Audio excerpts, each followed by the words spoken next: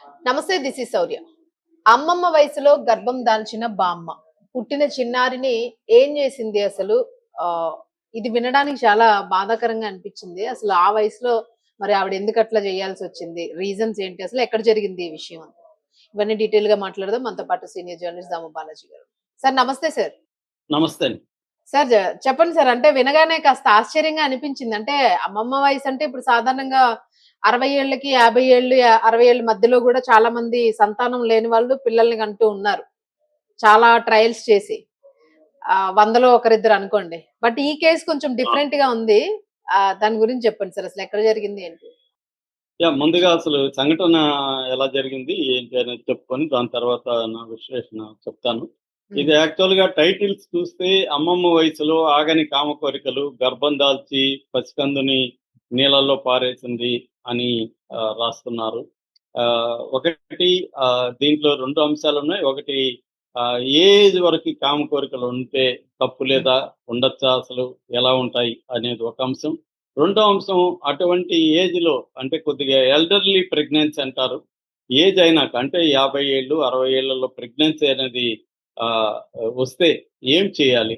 ఆహ్, దాన్ని మనోళ్ళు ఎలా డీల్ చేస్తున్నారు? అనే దానికి ఈ ఎపిసోడ్ మనకి చాలా విషయాల్ని నేర్పిస్తుంది. నేర్పిస్తుంది. So, yes. ఇది హుస్నాబాద్‌లో జరిగిందిది. ఏసనాయక్ తాండా అంటే వీళ్ళు ట్రైబల్ పీపుల్.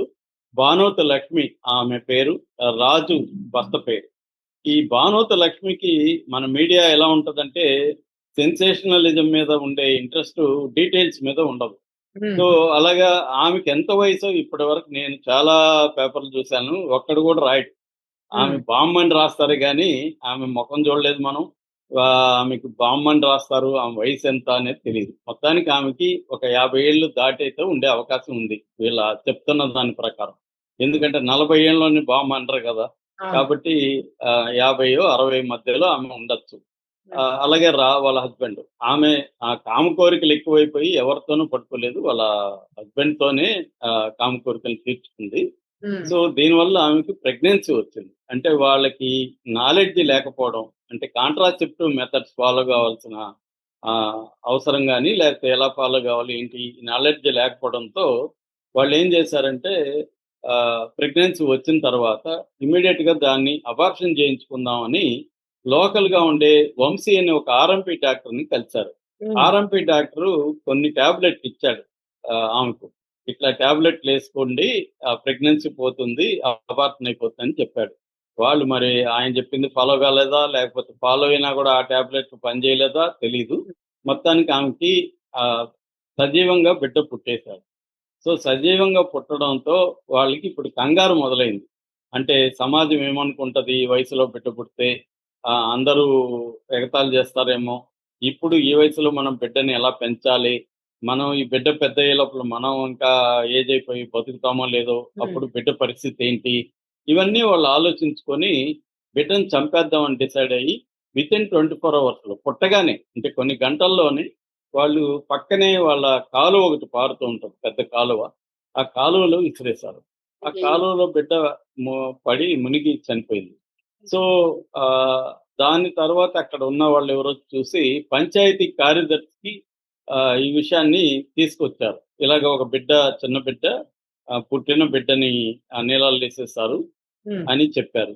దాంతో పంచాయతీ కార్యదర్శి పోలీసులకి కంప్లెయింట్ ఇచ్చాడు. సో, పోలీసులు వచ్చి పరిశీలించి దీన్ని ఎవరు చేశారు ఏంటి విచారిస్తే ఈ భానుత లక్ష్మి రాజుని ఈ పని చేశారని తేల్చింది. సో, హ్మ్. దాంతో వాళ్ళిద్దరిని కూడా అరెస్ట్ చేసి రిమాండ్‌కి పెట్టారు ఇప్పుడు. సో, వాళ్ళిద్దరూ జైల్‌లో ఉన్నారు.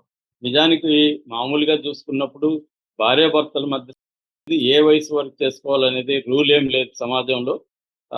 రెండోదేందంటే అదేమీ అన్యాయం గూడా కాదు. అది ఫిజికల్ హెల్త్ మీద తర్వాత హార్మోన్స్ లెవెల్స్ మీద ముఖ్యంగా మగవాళ్ళైతే టెస్టోస్టెరాన్ తర్వాత ఆడవాళ్ళైతే ఈస్ట్రోజన్, ఆండ్రోజన్ వీటి మీద డిపెండ్ అయి ఉంటది. అలాగే రిలేషన్‌షిప్ క్వాలిటీ వాళ్ళిద్దరి మధ్య ఉన్న రిలేషన్‌షిప్ క్వాలిటీ మీద డిపెండ్ అయి ఉంటది. ఎమోషనల్ ఇంటిమసీ మీద డిపెండ్ అయి ఉంటది.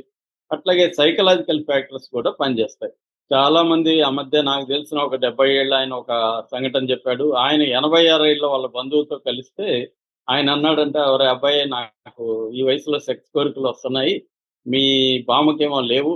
నేనేం చేయాలంటే ఇతను అన్నాడంట, "నువ్వు చాలా ఆరోగ్యంగా ఉన్నట్టు, నువ్వేమి టెన్షన్ పడకు. నీకు వస్తున్నాయేంటి ఈ వయసులో ఆరోగ్యంగా ఉన్నట్టు" అని. అంటే ఆహ్, ఆరోగ్యంగా ఉంటేనే వస్తాయి. లేకపోతే ఫిజికల్‌గా, మెంటల్‌గా ఆరోగ్యంగా లేకపోతే రావు అనే దానికి అదో ఎగ్జాంపుల్.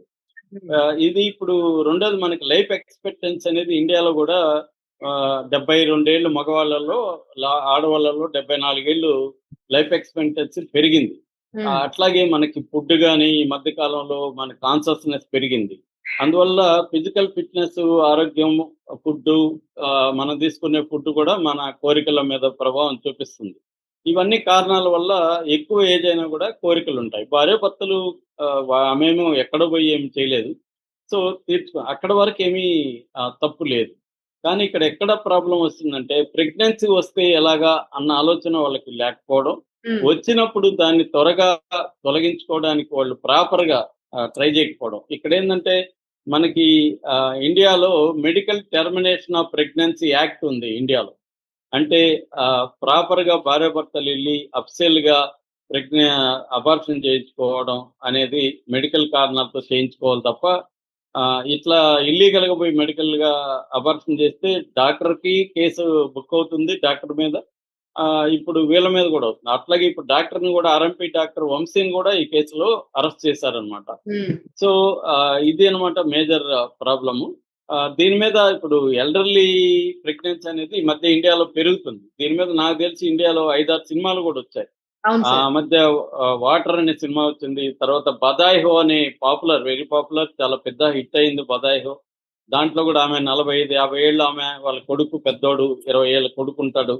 అప్పుడు ఆమె ప్రెగ్నెంట్ అవుతుంది. దాని మీద చాలా వండర్‌ఫుల్‌గా డీల్ చేశారు. తమిళ్‌లో గూడా 'వీటిలో విశేషం' అని రీమేక్ అయింది. అట్లాగే 'గుడ్ లక్' అని సినిమా ఉంది. అందులో 75 ఏళ్ల బామ్మకి ప్రెగ్నెన్సీ వస్తుంది ఆ 'గుడ్ లక్' సినిమాలో.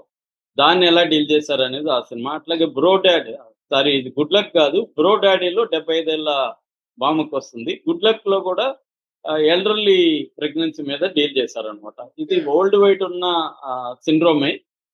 దీన్ని ఎలా డీల్ చేస్తాము అనేది ఇంపార్టెంట్. యాక్చువల్‌గా ఇవాళ మనకి కాంట్రాసెప్టివ్ మెథడ్స్ బాగా పెరిగాయి.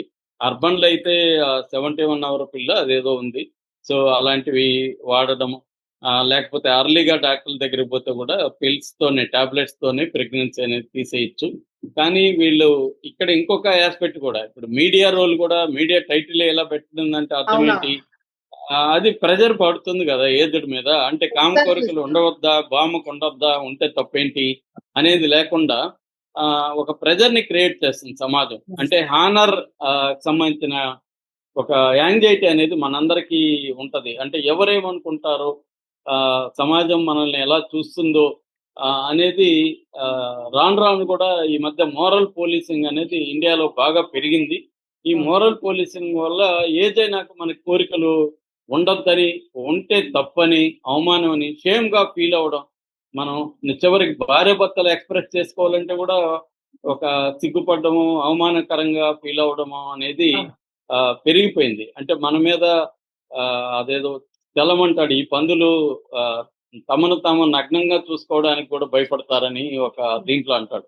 అలాంటి ఒక షేమ్‌ని, ఒక గిల్ట్‌ని, ఒక అపరాధ భావనని సమాజం మనకు కలిగిస్తుంది.